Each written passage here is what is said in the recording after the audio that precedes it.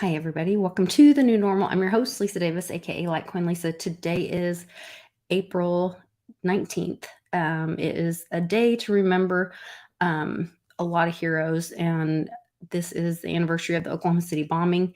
There's also other terrible things that happened today, of course, we know, but there has been a investigation that has been reignited for the death of Officer Terrence Yeakey. He is a hero.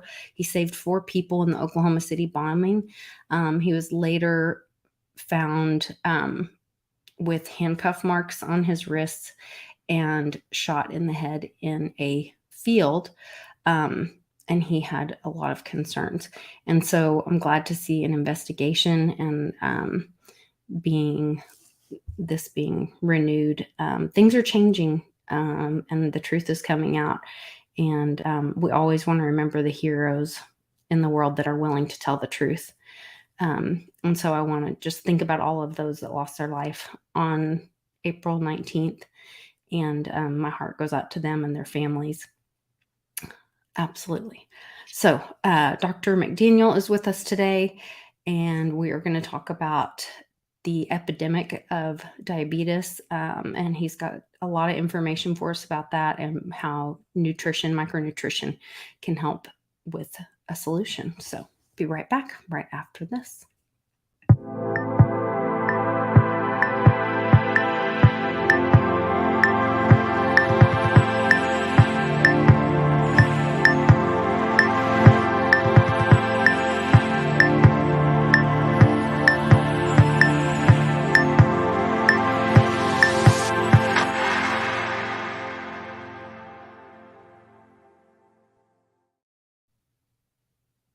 For this next session, before we get into it, I would like to provide some evidence or share with you that I have frequently said this started out as a middle of the road conventional science and medicine working with the Food and Drug Administration, known as the FDA.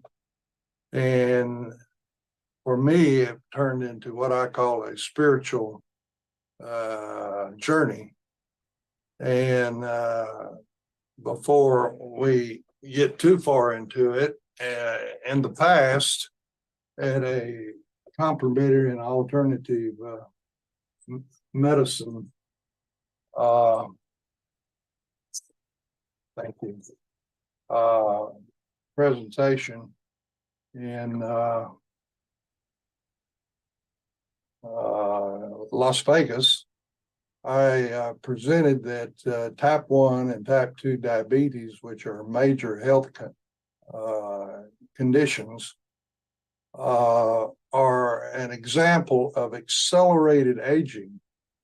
That type 1 diabetics, you start seeing deterioration of organ systems in the late 20s, early 30s. In type 2 diabetes, you start seeing it sometimes in the 40s and 50s, that in a somewhat healthy individual, you do not see these kind of chronic diseases associated with aging until they're over 50 and sometimes up to 70 or older.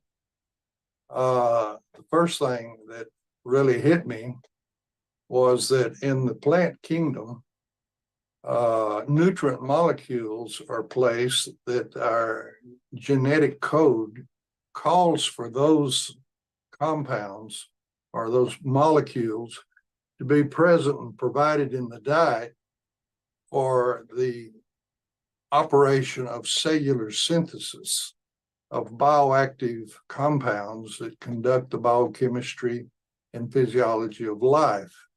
I had never really recognized that this was provided in the plant kingdom for the animal kingdom, which human beings are a major part of.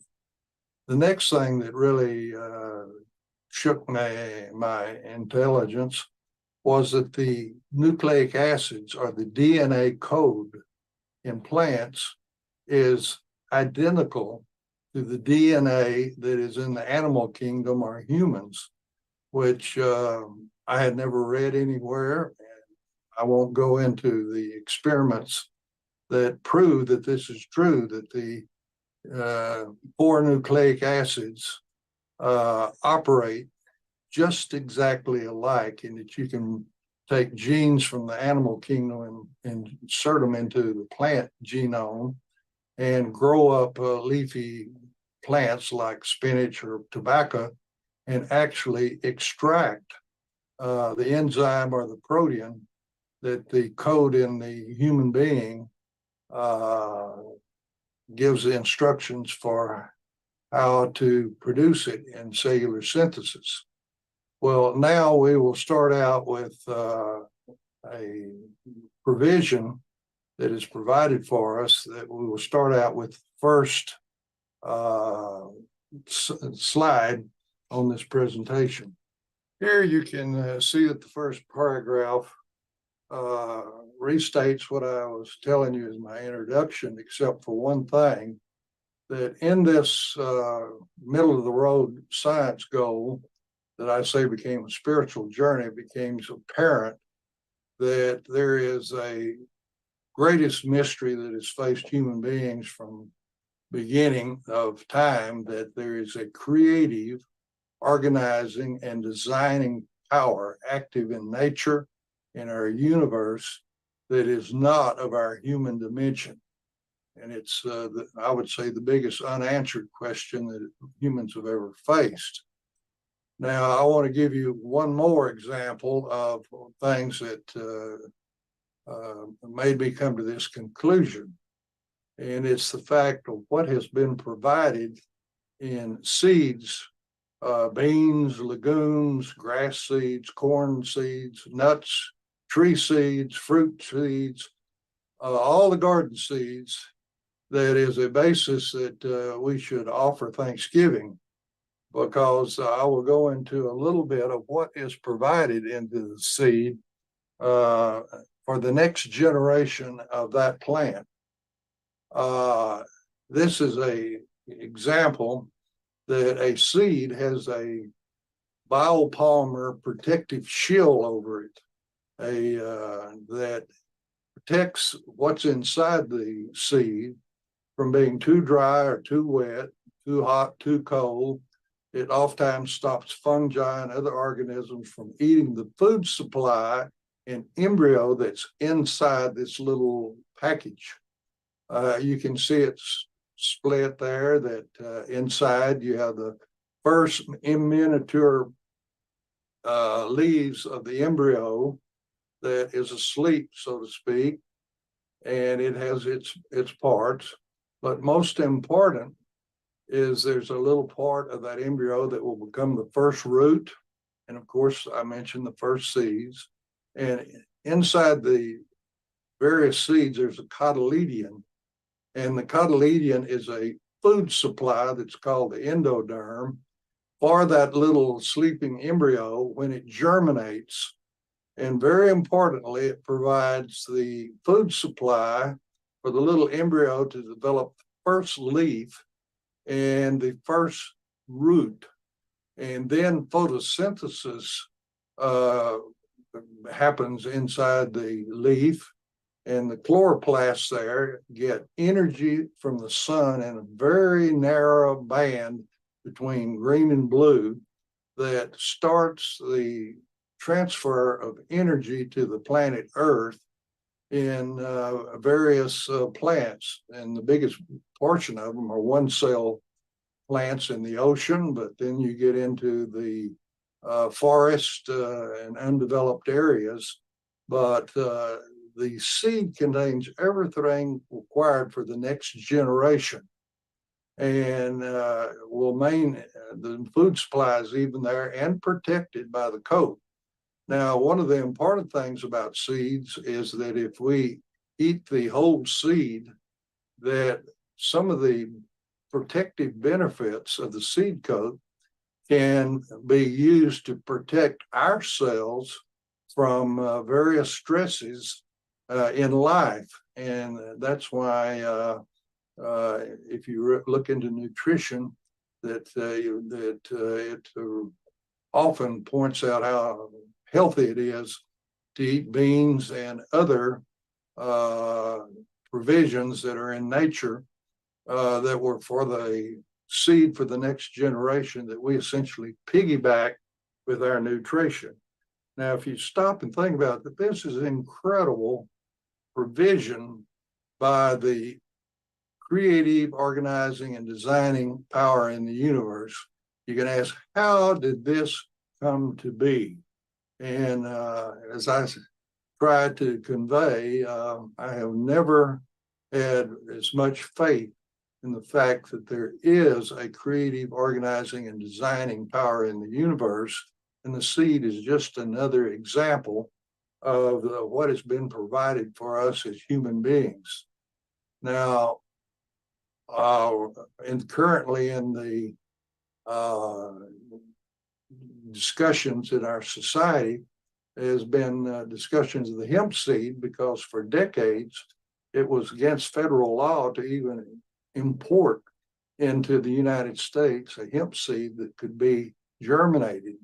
And as you'll see, it's in the same species of marijuana, and there used to be a ban in all states of marijuana, and they just lumped hemp in with it because it has a trace of the, originally a trace of the THC that is a compound that influences the function of the brain.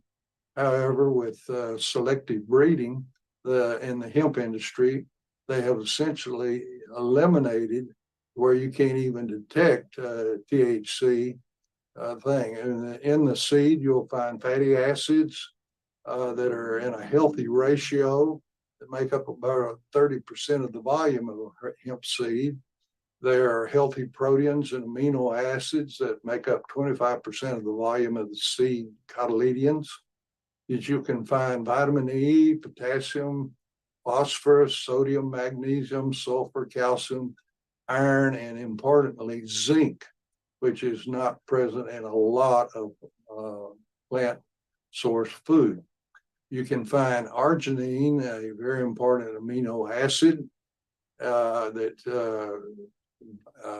when it's in the diet, it's essential to make nitric oxide that causes capillary dilation so that nutrients and oxygen can get to cells, and with this dilation that waste products can be removed, that the hemp seed decreases blood pressure, headaches, decreases strokes, and decreases blood clots, and decreases the incidence of pulmonary emboli, which can be lethal. There is cysteine with a sulfur hydryl attachment to it, which is important in the synthesis of glutathione inside the cell, which we have another lecture to stress the importance of this. This is the rate limiting amino acid of the 3 amino acids that are needed to make glutathione. And that's important because glutathione takes care of 60% of the intracellular free radical and oxidative activity, primarily coming from the mitochondria that take sugars made in plants and transfer the energy and the bond of the sugar to ATP. And this produces, much like furnace in your house or the hot water heater, that they rust out. Well, that's caused by oxidative activities that cause rusting and free radical generation. So the glutathione and that amino acid being in hemp seed is very important. And so many seeds are health supporting. And one of the reasons I was interested in the hemp seed is because of the limitations of the federal laws on providing to the public and professionals any information about the power of more comprehensive nutrition to support good health. And the hemp industry had over 50 active political action committees that worked to change that federal law to allow hemp seed to be brought in. And when you see all these little shops that are offering hemp oil This came from changing this federal law, and hopefully that these political action committees can be stimulated or active to change the law that in the United States that you can represent and only present to the public and professionals that FDA approved drugs can be used to treat, cure, or improve deviations from normal health, which is not true. And in fact, the preamble to the Dietary Supplement and Health and Education Act of 1994, in the preamble, which is not law, but just a statement of why the legislation was considered, the first paragraph in our paraphrase says that science and medicine has demonstrated or shown that more optimal nutrition is essential for good health, to prevent disease, and to restore health. Well, you might ask, what more would you ask of complete nutrition? Well, you would ask that it be included in the law, because in the labeling section of the law, it says that only a drug can improve abnormal health.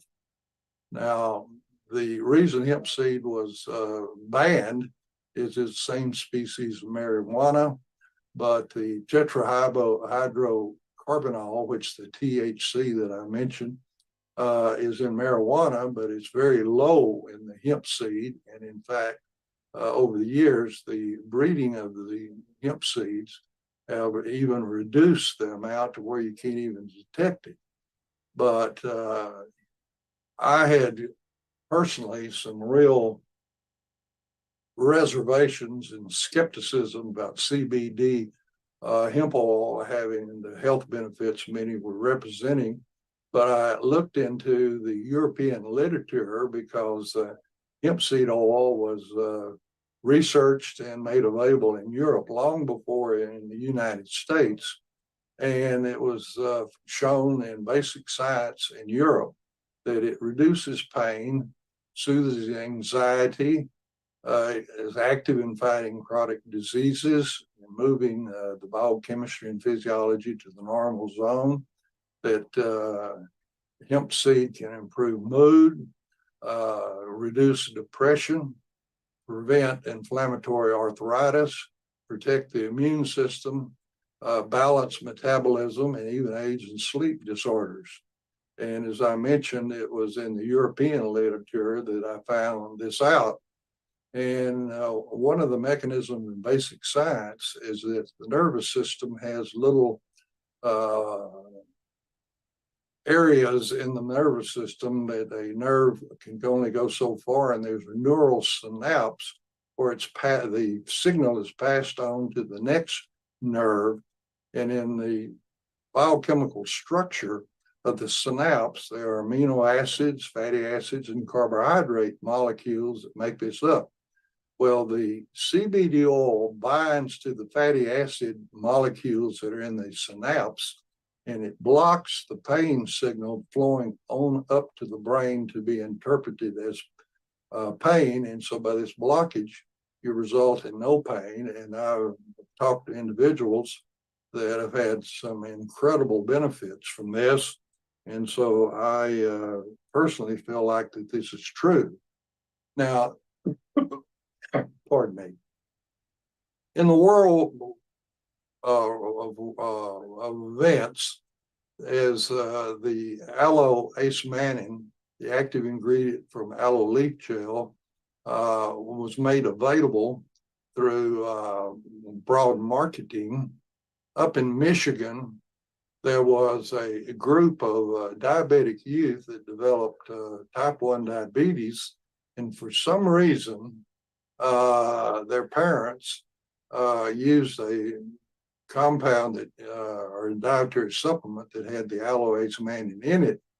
And these children apparently were what were called the honeymoon period, and they reversed their need for insulin.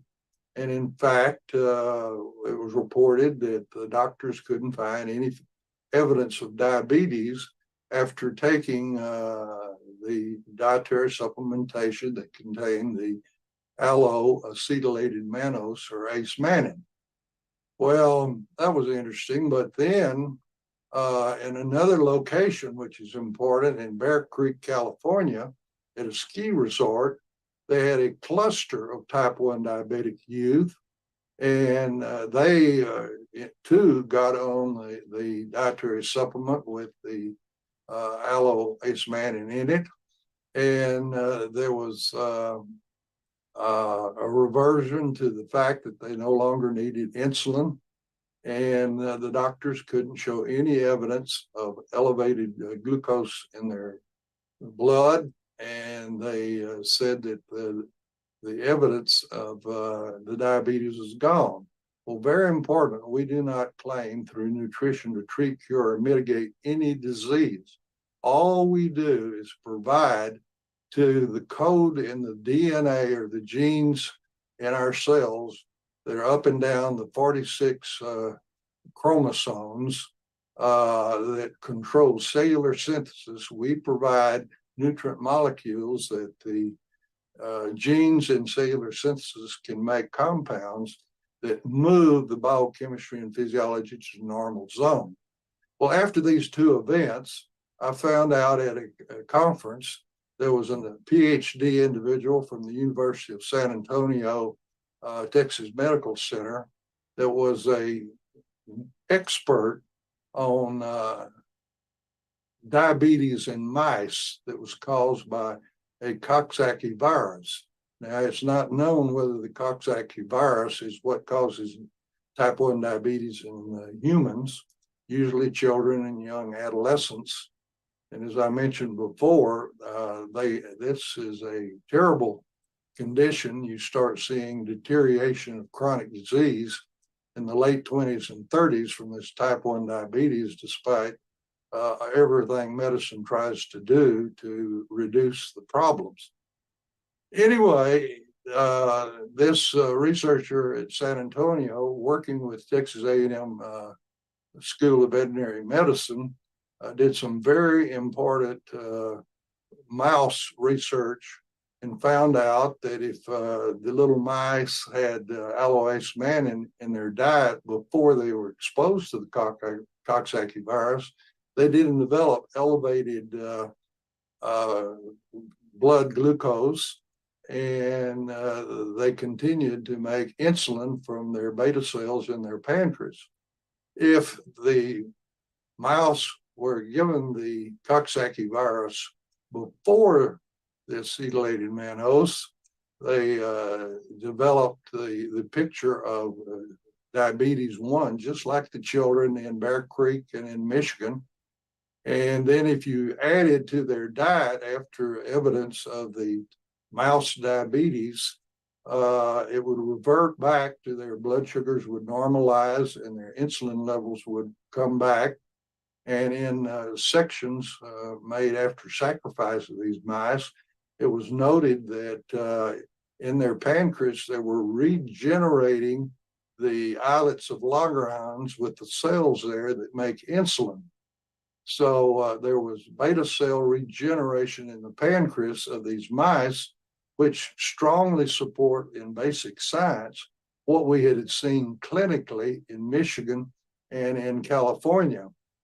I was excited over this, and on one of my travels to lecture, I was sat next to an expert in diabetes recognized worldwide, and I was telling him about this, and his question was, well, type 2 diabetes is much more frequent in older adults than, say, type 1 diabetes 1. There's at least 10 or more type 2 diabetics for every type 1. And he says this restoration of insulin and drop in the glucose is not all that important unless they lose weight.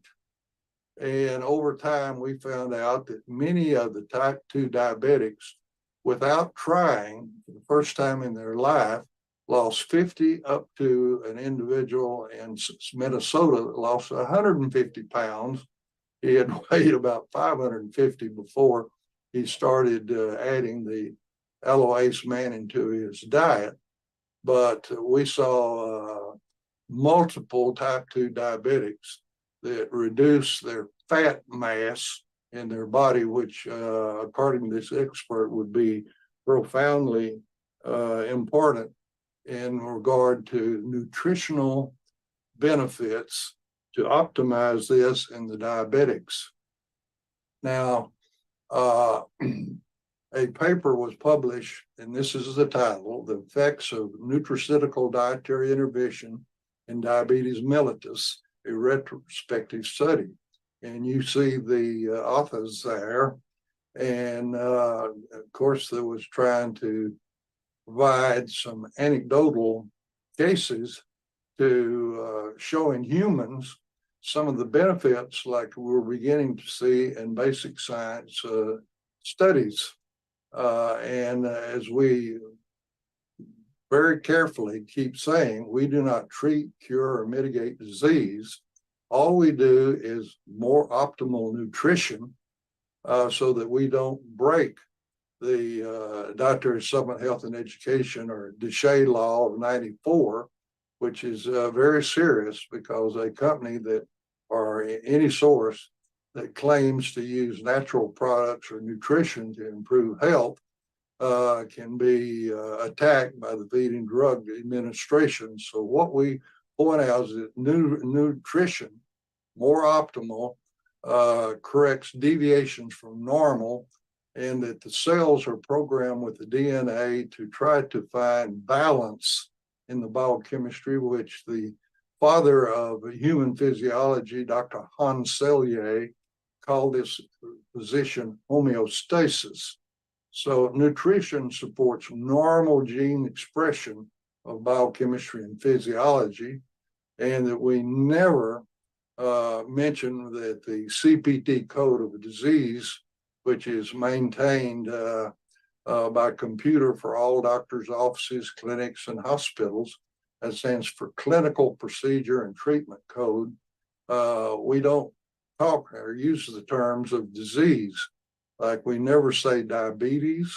We say an individual says, I have a problem with the management of glucose levels in my blood, and this causes symptoms, and they name off the symptoms, and that's saying a biomarker and symptoms which are not a disease. And these biomarkers and these symptoms move to the normal zone when you provide the genes what they need to, in cellular synthesis, to make the bioactive compounds that move activities and amounts being produced in the body to the normal zone. And this is very important, and not only in the type 1 diabetics, but in the type 2 diabetics in regard to more comprehensive nutrition. Now, we have a case report here of early invention in insulin-dependent juvenile diabetes with dietary supplementation. You see the two authors that I showed you a reduction of the scientific poster that was presented in Las Vegas that was showing benefits like this paper will show you here, I believe, here in a minute. And of course, the question is, since this occurs in little clusters and epidemics, is there some virus similar to or related to, or even the Coxsackie virus, that has a propensity to destroy the beta cells in the pancreas that make insulin? And as I said before, the type 1 diabetics is primarily in children and adolescents, and it's only 5 to 10% of all diabetics. And the frequent symptoms, which are not the disease, that you can mention in communication is unrelenting thirst, frequent urination, always hungry. In the type 1, you have weight loss. In type 2, you have weight gain, which the expert said really anything you say you're doing for type 2 diabetics is not significant unless they do reduce their fat mass.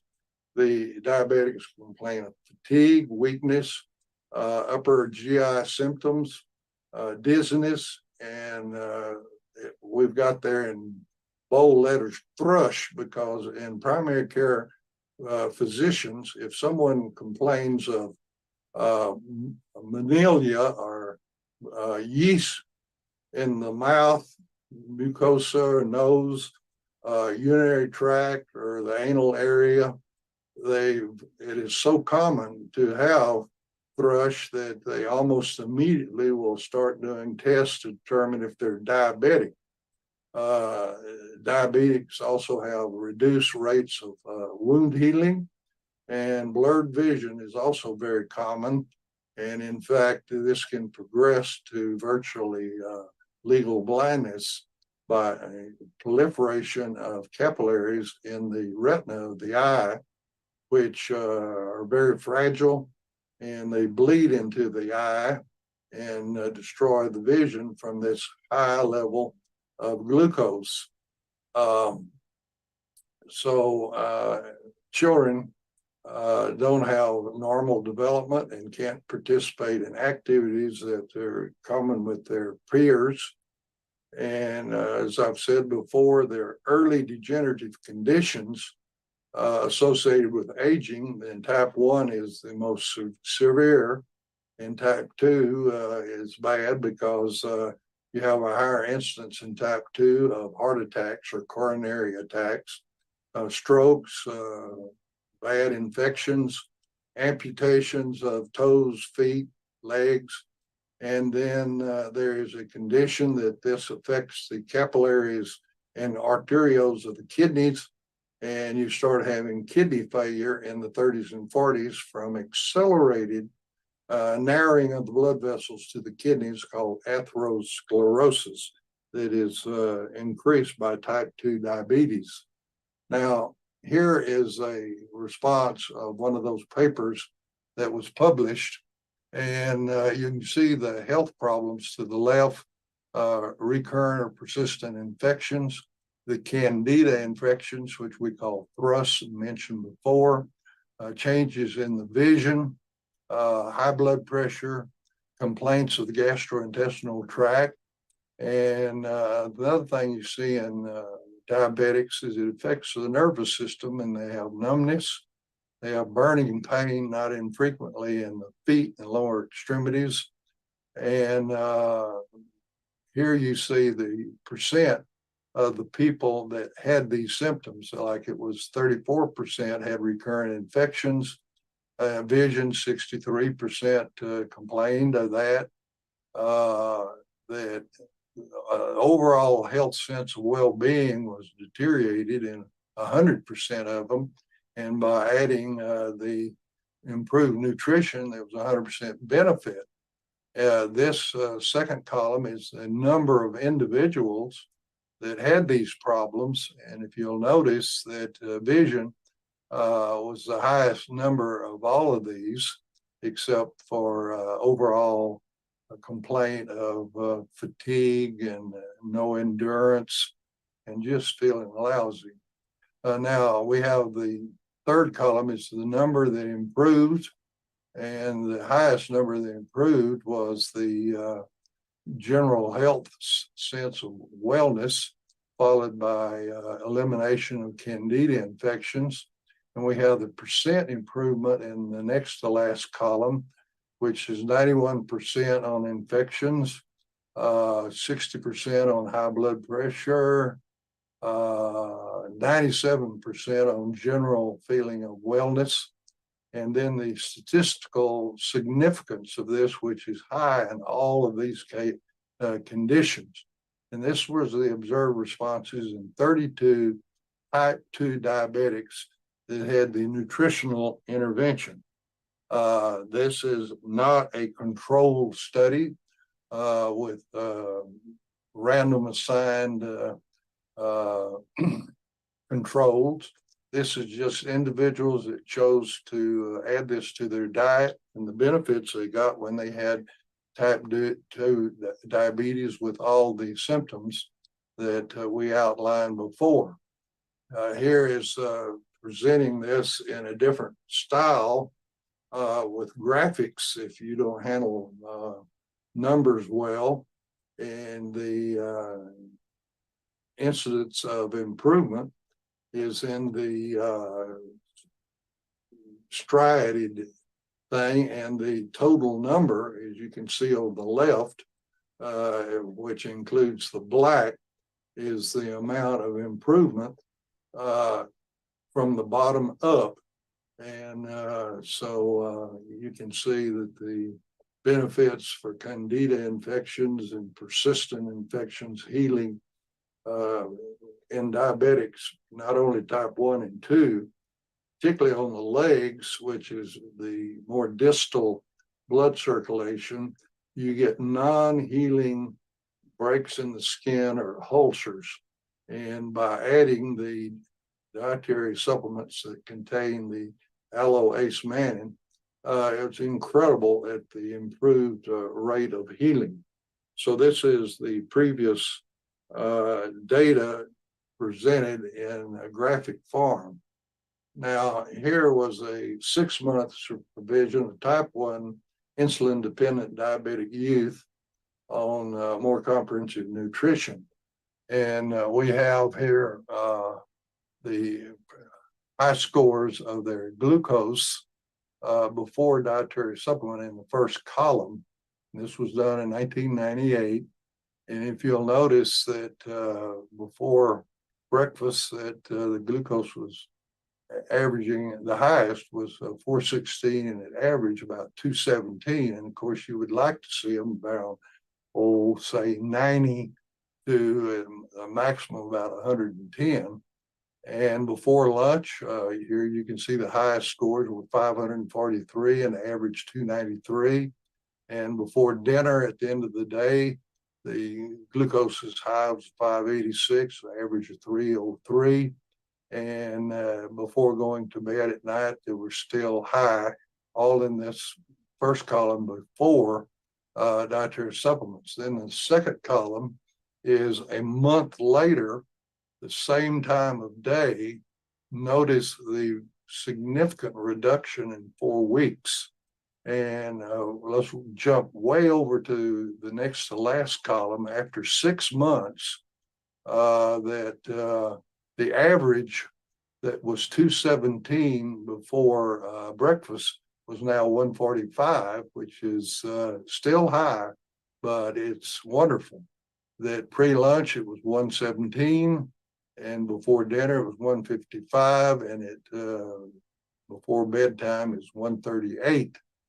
So the percent reductions were 31%, 61%, 49%, 42%. This is movement in the right directions. And we had people that over time, after they had taken this longer, the values got down to the normal zone. Now, the best example that we have was at Shepherd Air Force Base, where retired Air Force military were in a diabetic clinic. And there were 2 MD physicians there, one who had about 250 to 300 patients and believed dietary supplementation was a bunch of hooey, and all he used was drugs. Whereas the other physician had experiences that he knew that in diabetics that the data that I've shown you could be benefits. So in his clinic, he had 281 retired personnel, that is the test population.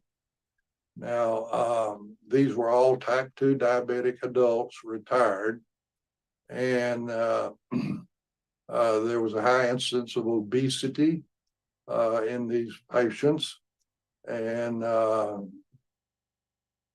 I make a comment there that I was shocked when I was medical director for Manna Relief Ministries, that we were providing these dietary supplements to AIDS orphanages in Africa, that their parents had died from AIDS, and the children, many of them had the HIV-1 virus, and some didn't, but that we got emails from several wanting to know if we had any childhood formulations for obesity, which shocked me because I think of skin and bones children in the third world, particularly in Africa, but they said that so many sources by government and nonprofit, particularly religious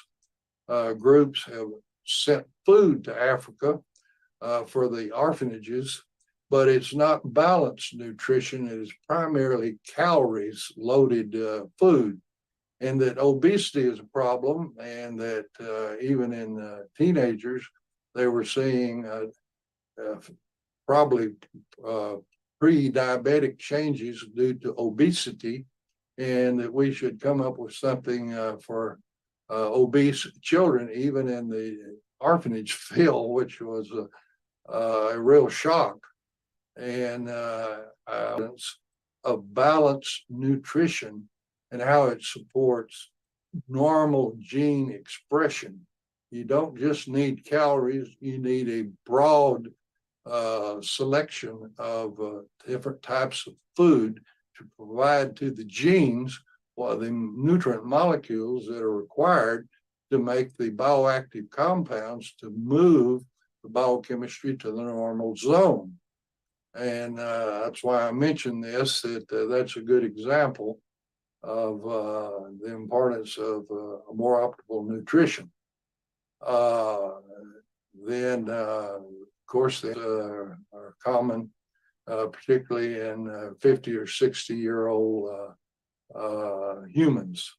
The more comprehensive nutrition addresses the imbalance and deviation from normal biochemistry. And by providing these molecules, the genes are programmed to, much like thermostat on the wall. If it's thermostat, if it's too hot, air conditioning turns on. Too cold, the heater turns on. Well, in the genes, they don't have a zone for comfort. They have, and it takes nutrient molecules to decrease the activity of biochemistry to move it to a healthy, normal zone. And that's why nutrition is so important and why it's so vital in the diabetics.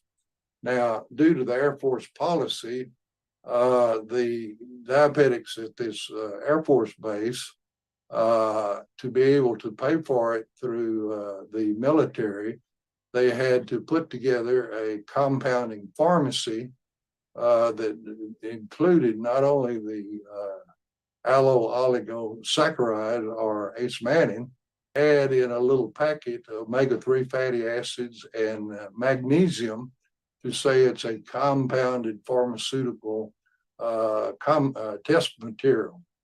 And as I told you before, we had a control population because the physician with an equal number of type 2 diabetics only used medication.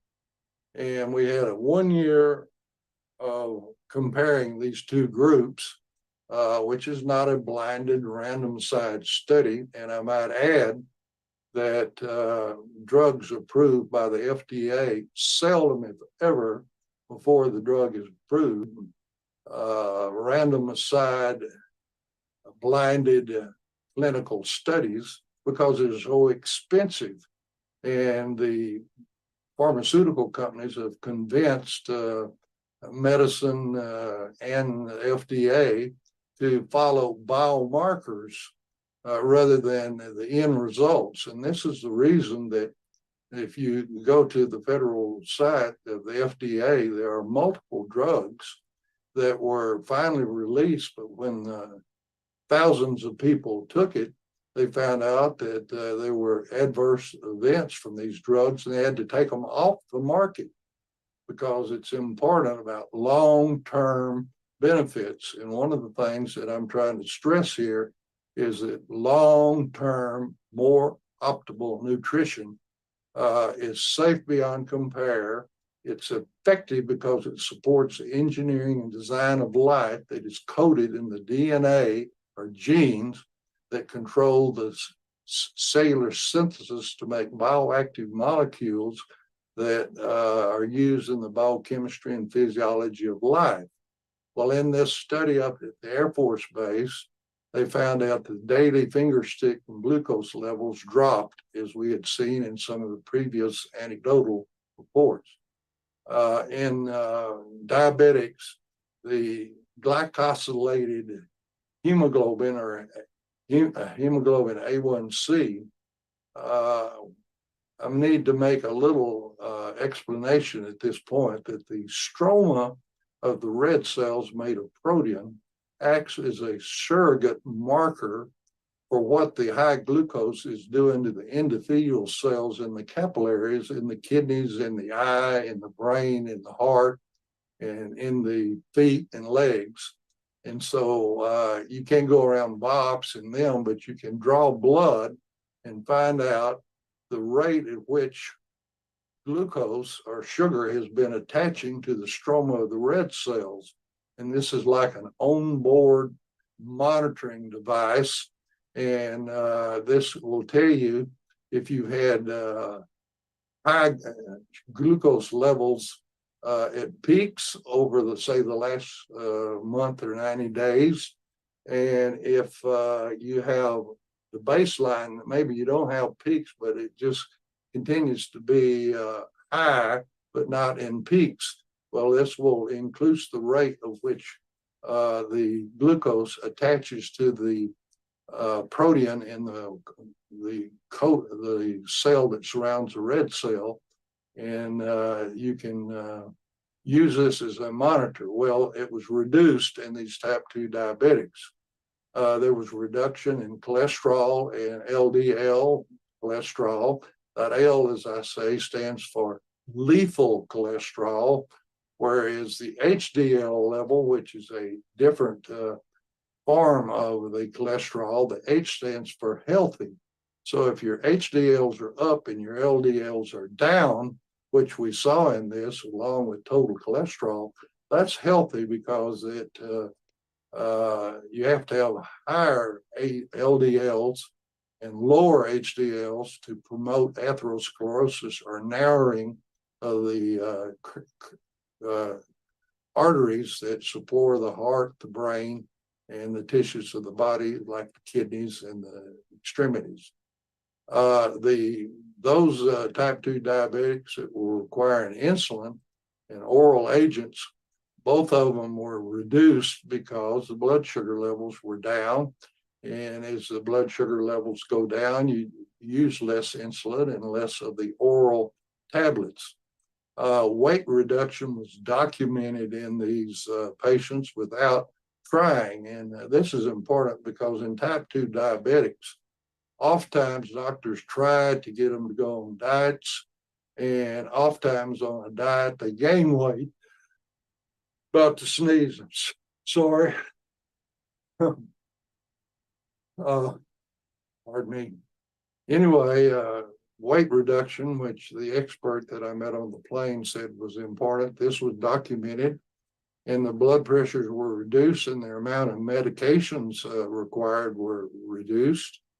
The complications from diabetes, particularly the infections that occur and hospitalizations, were reduced.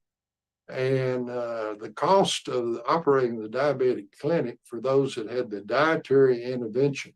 And incidentally, we didn't deny them any drugs that if they needed them, it's just with the dietary intervention, they reduced their need for drugs.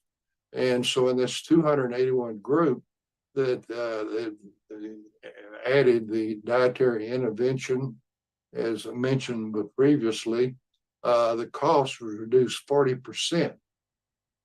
It was estimated that over 75% of the 281 patients got these benefits that we were left above. And it was documented in the study that those individuals that added to their diet regular exercise got even more improvements than those that had sedentary lifestyles and did not exercise, and the minimum amount of exercise that's generally recommended is 3 times a week, walking at least a mile at a moderate pace. The patients that went on the dietary supplement, addition to their management, reported more energy and a better quality of life. We wanted to get all this data and publish it, but the faculty member from the University of Miami Miller School of Medicine and I went through all kind of gymnastics required by the military to try to get access to the computer. And despite all our efforts, we were never able to get the data from the computer to put it in a journal, but the information that I presented to you was presented by the physician, medical doctor that had these 281 patients at a medical conference held in Houston, Texas. Now, this thing, the paper that I mentioned of the expert from the University of Texas Medical Center in San Antonio was Charles Gaunt, who happened to be a classmate in undergraduate university level.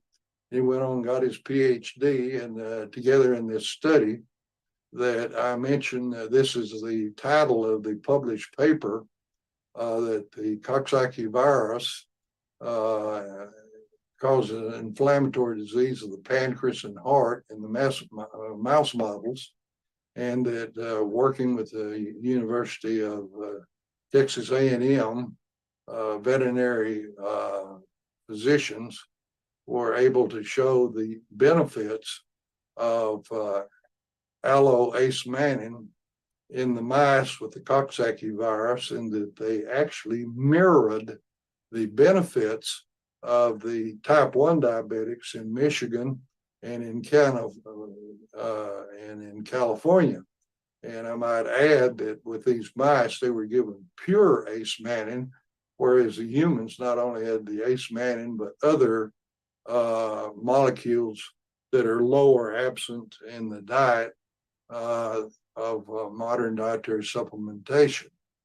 Now, I told you about the benefits in the mouse investigation before, that again, their insulin was being produced by the beta cells, and that they were protected if given the allo-acemannan before exposing them to the Coxsackie virus, and that if you exposed them to the Coxsackie virus and produced what would be comparable to human type 1 diabetes, and then gave them the allo-acemannan pure, that the beta cells were regenerated and that the insulin levels went down.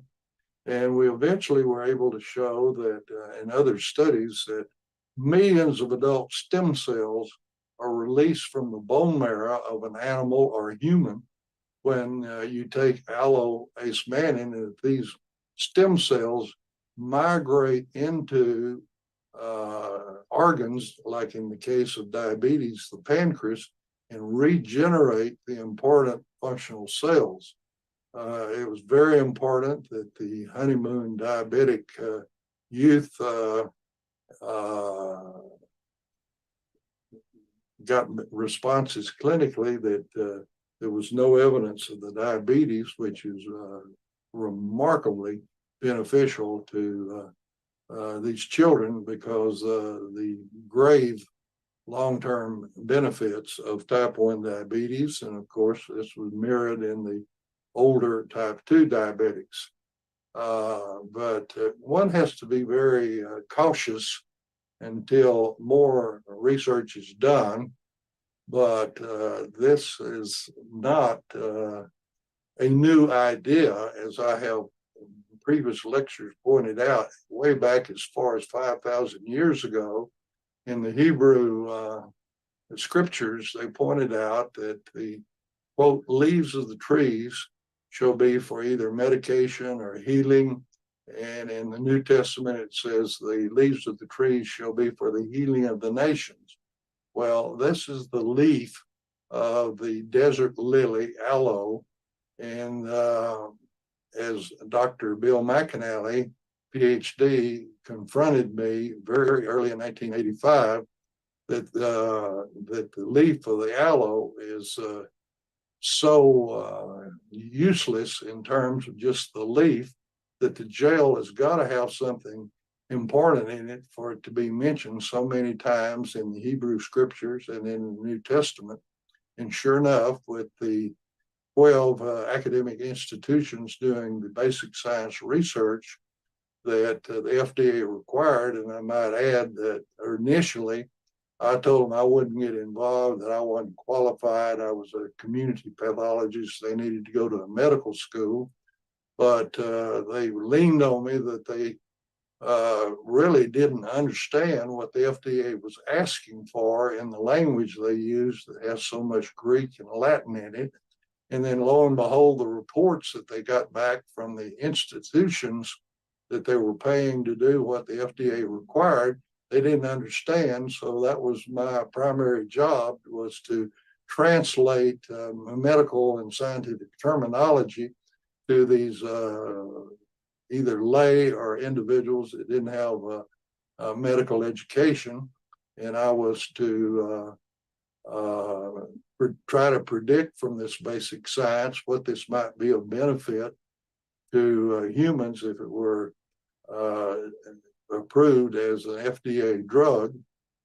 And I would be remiss in ending this if I did not point out that Carrington was thrown out of the FDA for two important reasons.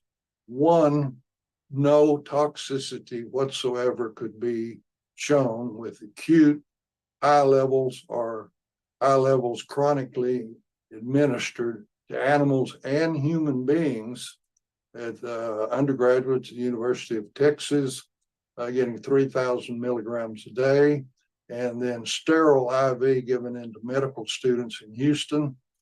We showed no toxicity, and this is pharmaceutical heresy, because the father of pharmacology, Paracelsus, most famous statement was, all drugs are poisons.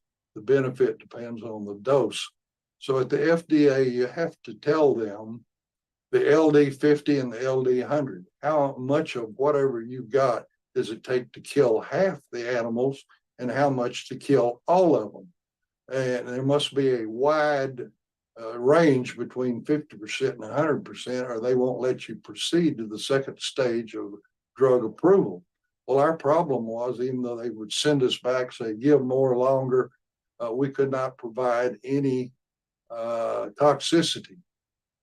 This is medical and drug heresy.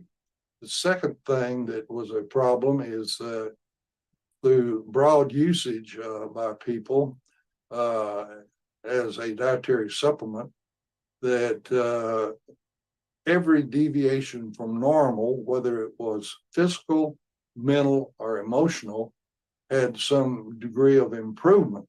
And the drug paradigm and medical paradigm is one drug, one disease, which I had never realized before. And in antibiotics, it can get to even more limited in that, depending on where the organism you get, you use different antibiotics. So we had 2 points that got Carrington thrown out of the FDA. And fortunately, the Dietary Supplement Health and Education Act was passed in 1994, and we realized that the statement in the preamble to this law, which is not the law, but a statement of why the legislation was even considered, that more comprehensive nutrition supports good health, prevents disease, and is necessary to restore health.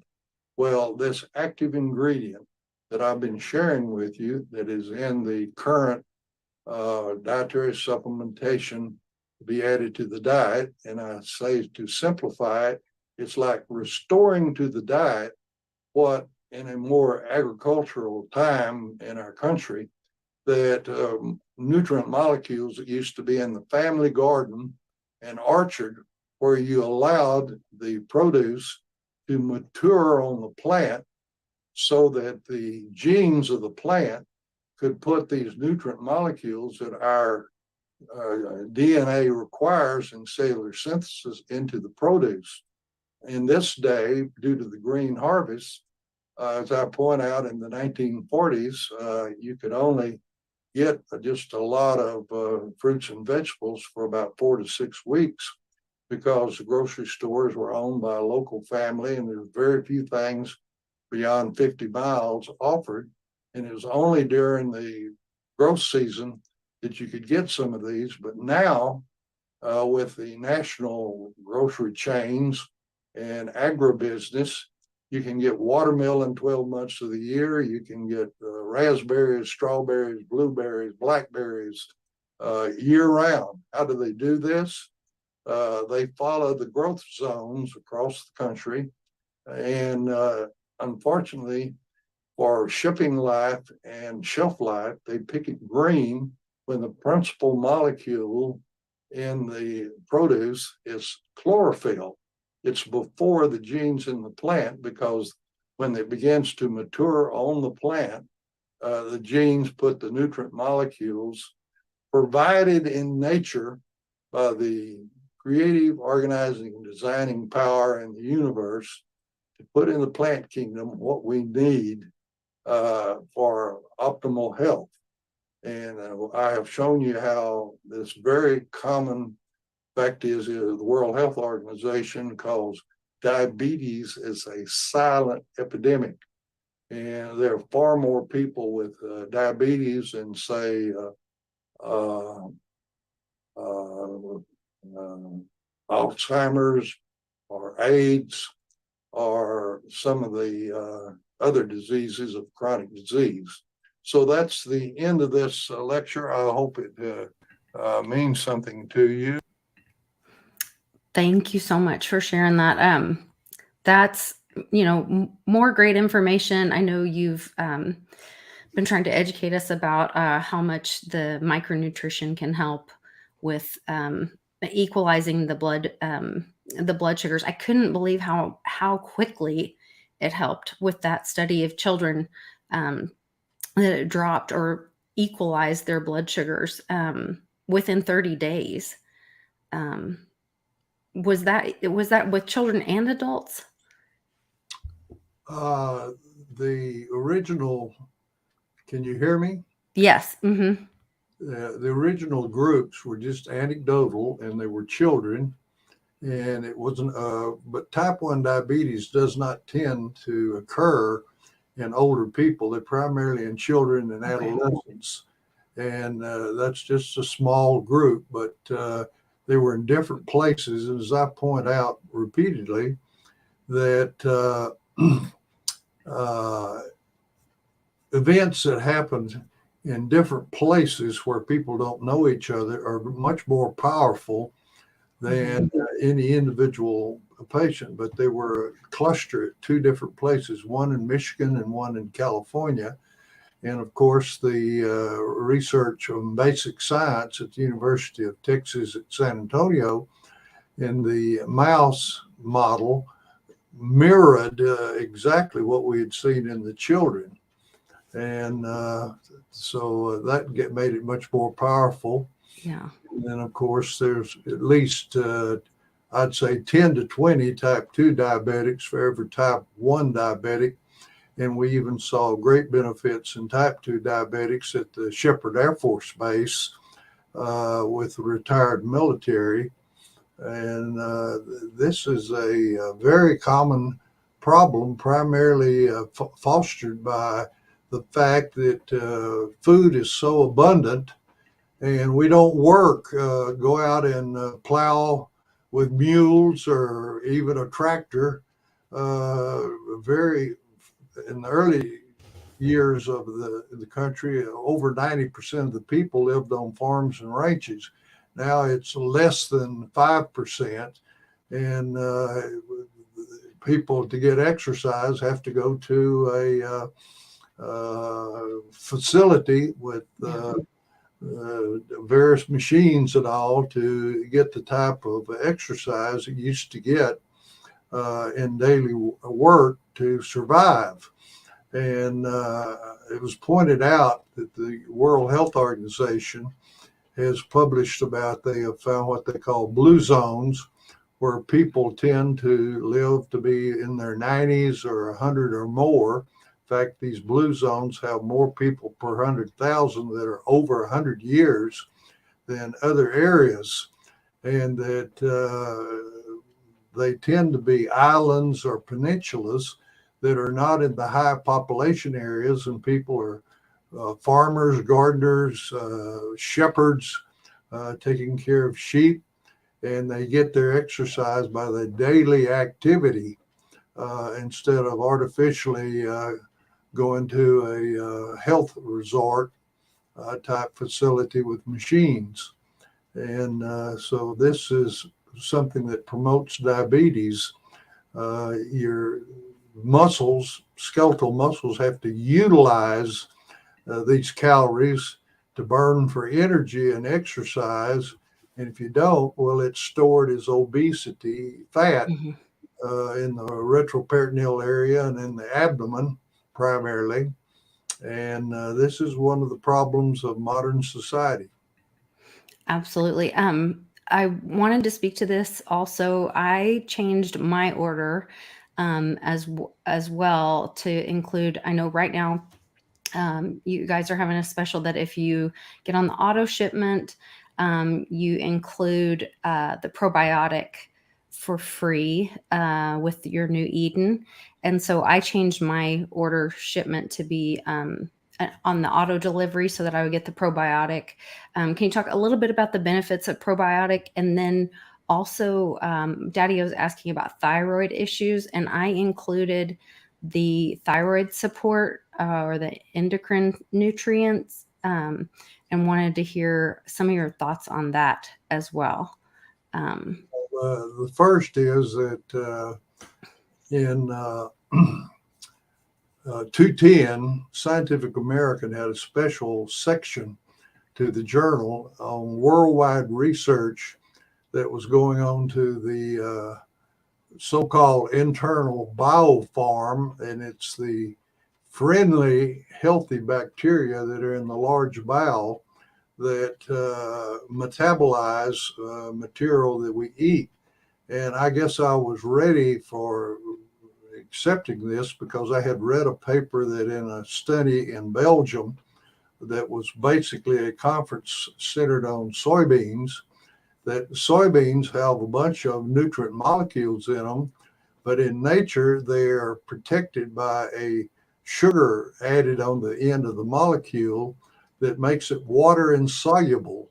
And this keeps bacteria and fungus, yeast from being able to metabolize these nutrients in the soybean, which is a warehouse of desirable nutrients.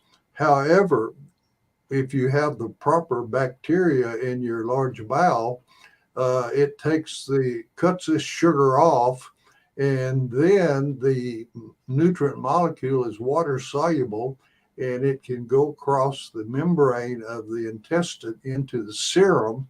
And in the serum, it's pumped by the blood to the cells, where it's metabolized by the assembly line that is in every cell that I have shown cartoons of how every cell has this in it.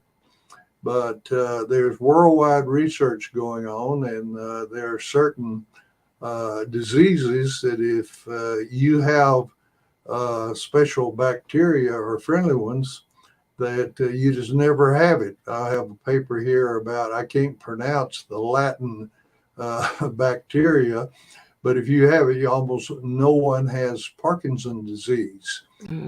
That has been proven and published.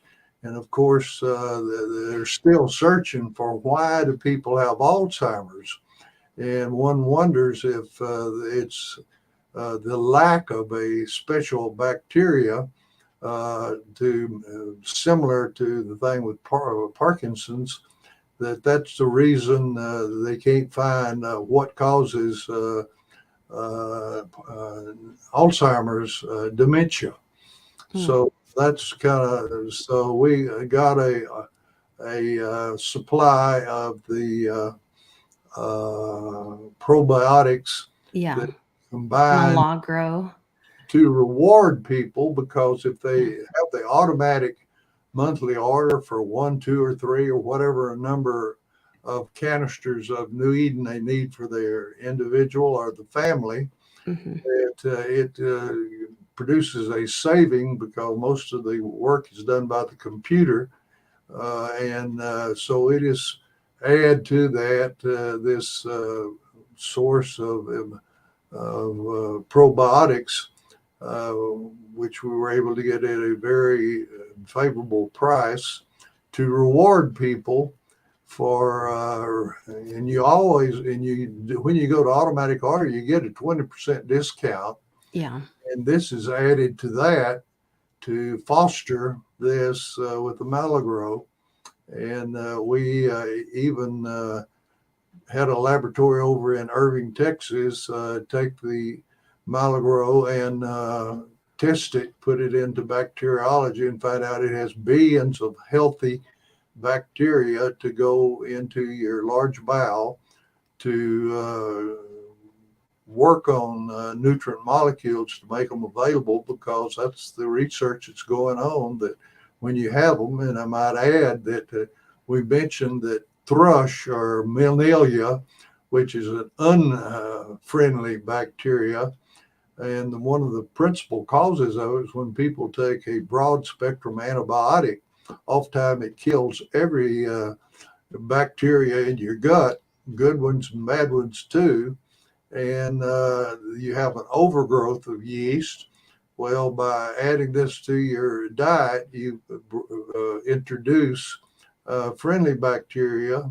I use an example of, most people are aware of the red tide that causes fish to die because certain algae will bloom that's toxic to the fish.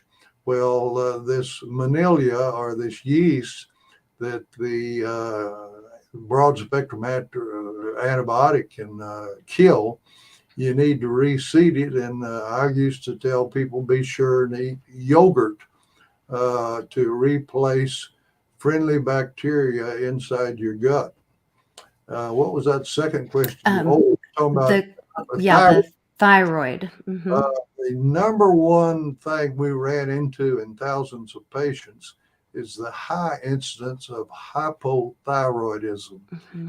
And this is primarily due to what's called Hashimoto's autoimmune thyroiditis, that the body, through some experience, usually with an infection, the organism in its cell wall has a sequence of molecules that are similar to the molecules on the cell wall in the thyroid gland, and the individual makes an autoantibody that attaches to the thyroid, and the uh, alters it, and you get an inflammatory response, because your cell wall to your cells in your thyroid shouldn't have these antibodies attached to it.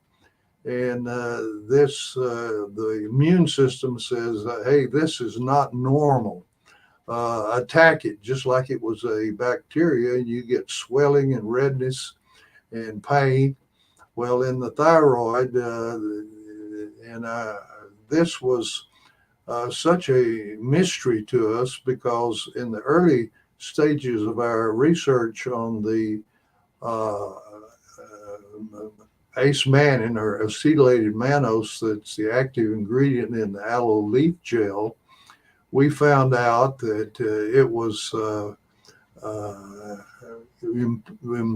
elevated the body's host defenses against all viruses, all bacteria, yeast, fungus, and even to malaria in orphans in Africa. It is very different from the activity of an antibiotic or antiviral, which interferes with the biochemistry of the infectious agent. Well, because this boosts the body's host defenses, the innate gene control, the resistance to antibodies is ignored. And even people that have resistant to certain antibiotics or antivirals are now are destroyed because it boosts the body's antibodies, chemokines, interferons, interleukins that are the basis of a person's host defenses that centers in the immune system. So that really helped a lot of patients that had hypothyroidism. That was a big group. In fact, is the largest group of the some 80 autoimmune diseases, because there's 80 different syndromes, because different tissues which the autoantibody attaches to and causes an inflammatory response and symptoms. But we had people with hyperthyroidism that normalized because there is a cascade or multiple steps and genes to turn on or increase metabolism in the biochemistry of the body, but it also takes a series of bioactive compounds to turn it off or turn it down. So that's what we are providing in the, as I have on my chin here, the New Eden, which is built around the aloe mannin, and is over the years, there are two big groups of as a source of other plant materials added to it, is that when the FDA attacked some company with some nutrient that was very effective, if you went to the papers and looked at the published papers, they had great benefits against certain deviations from normal that people were having. So we put that with the aloe. In addition, we also had individuals in the company that I was the medical director for 10 years that would take the formulation of that time that had the built around the aloe, and it didn't work until they added something to it in the way of other supplements. And when they told me about it, I would remember it.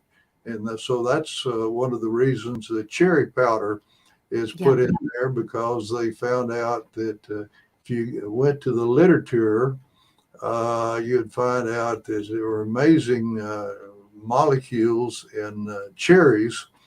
One of the old things that's been told in folk medicine for decades is that gout is prevented and the pain of gout is reduced by cherries. Well, there are a lot of other benefits. And the other thing I was going to say is that when the FDA attacks a company for some natural nutrient, we put it in here, though we don't make any claim for it other than that this improves the nutrient supply to the body. That's the only thing we claim is improved nutrition in the modern diet. Absolutely. Well, I know I've had definite improvement in my symptoms, and my I've had friends that have told me that their symptoms have improved. So I'm glad, and I love that we can share education and people can have an option with our food being so depleted with nutrition. So I really appreciate your time, Dr. McDaniel, and I appreciate everybody in the chat giving great information. Thanks for everybody stopping by. Please check out more information on my website, litecoinlisa.net. You can get a link to Wellness Quest in the description of this video, where you can also reach Dr. McDaniel to ask more questions. and get more information and get those discounts as well. So we'll see you guys tomorrow on the channel, and I'll be on Pimpy's Investment Chat later tonight at 6 p.m. To promote the Team Mighty event for this weekend that we are fundraising and going to raise some money for Crypto Mame as she fights cancer. So hopefully we'll see you guys all in Oklahoma City. Thanks again, Dr. McDaniel. Take care. Blessings.